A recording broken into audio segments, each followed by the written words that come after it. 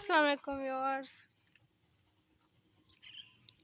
इन rainy season village vlog जानवरों को क्या हाल है मैं आपको दिखाने जा रही हूँ। इन रेनी सीज़न हमारे यहाँ तो इन विलेज जो है वो खाना पकाने में बहुत दिक्कत होती है, क्योंकि लकड़ियाँ भीग चुकी होती हैं।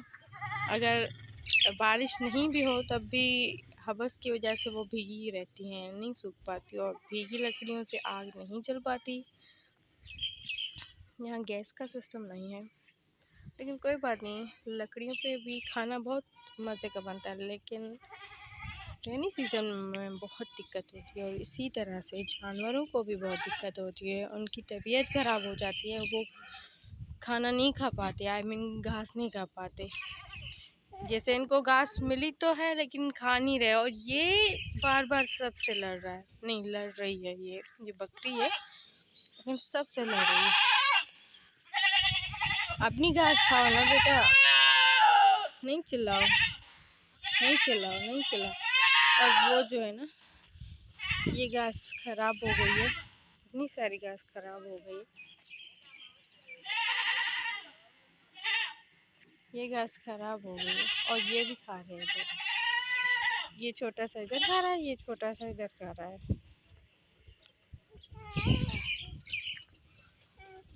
और नेचुरल साउंड जो है ना, वो कितना प्यारा है नेचुरल साउंड, पंछियों की आवाज़ें, और मौसम भी बहुत प्यारा होता है गाँव का। रेनी सीज़न बादल वगैरह, लेकिन दिक्कत होती है कपड़े धोने में, सुखाने में, खाना पकाने में। क्यों चिल्ला रहे हो भाई? कैसे घास खानी?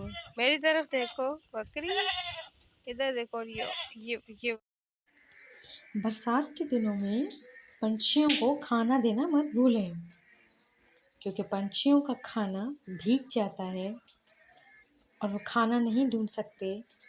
इसलिए बरसात के दिनों में पंछियों को खाना दें, चाहे वो बचे हुए चावल हों या रोटी के छोटे टुकड़े या आटे के छोटे टुकड़े कर दें।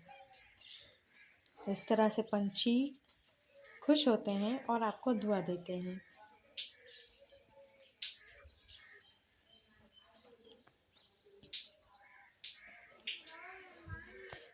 Thanks for watching my video. Please subscribe. I need your subscription. Thank you.